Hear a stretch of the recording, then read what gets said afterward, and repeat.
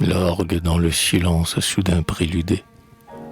C'est comme l'éveil d'une eau dans la campagne, qu'un dépliement de brume et de tue l'accompagne, une eau dont le courant est à peine ridé. Au pâle du clavier que d'invisibles mains font chanter, comme les battoirs de lavandière. L'orgue coule, il frissonne, il s'attarde en chemin, puis se décide et s'enfle ainsi qu'une rivière. Une rivière grave et dont la largeur s'use à rafraîchir les nefs, à jaillir dans la tour. Les champs, par instants, tombent avec un bruit d'écluse. Les roseaux des tuyaux sont alignés autour. Une rivière en qui les voix des soprani viennent perdre un à un leurs affluents débiles.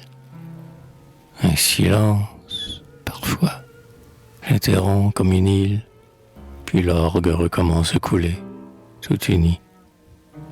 Splendeur de l'orgue, ombre et soleil, force et douceur, mais la douceur d'une force de la nature, un chant se profilant comme une architecture, comme un rocher qui se couronne avec des fleurs.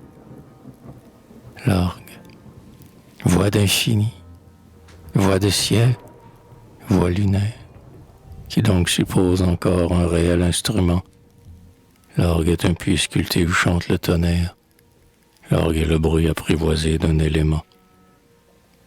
C'est le vent, tour à tour la brise dont s'émeuvent les roses, et le vaste ouragan frénétique.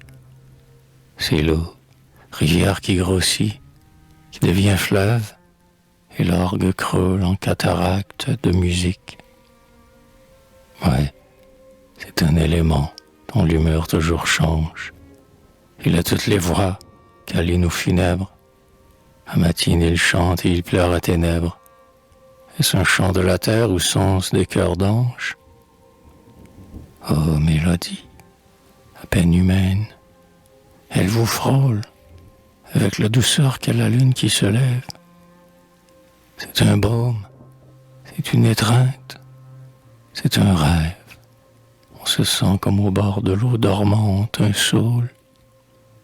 L'orgue est tour à tour rauque et confidentiel, tumultueux, puis doux comme le catéchisme. Et, après son orage où se brisait le prisme, il s'apaise, et dans l'air déroule un arc-en-ciel. L'orgue tantôt exulte et tantôt se lamente, tantôt noir, et c'est un catafalque de son, tantôt blanc, et c'est la layette d'une infante. On l'écoute comme on regarde l'horizon.